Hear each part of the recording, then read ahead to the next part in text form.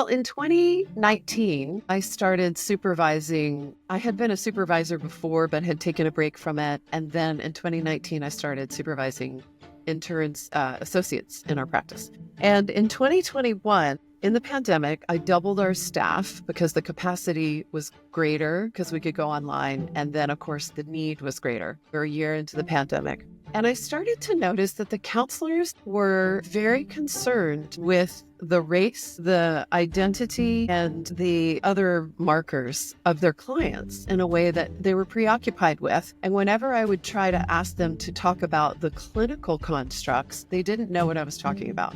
And I started to realize they are not being taught these skills. They're being taught something completely unfamiliar. And so that really opened my eyes from a sense actually of wanting to protect the clients, because these clinicians were coming in and I feel bad for them, but they didn't know what to do. And they would ask me, like, do you have some worksheets I could give after the second session? And I would say, well, let's talk about presence. How are you being with the client?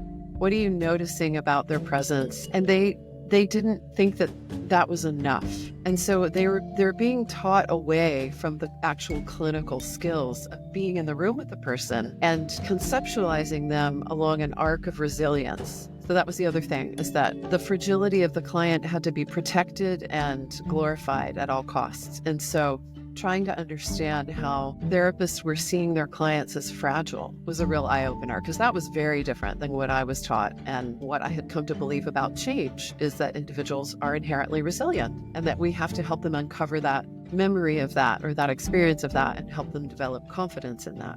And I was seeing very much the opposite. So those are the two main things, with many, many whacked out stories in between.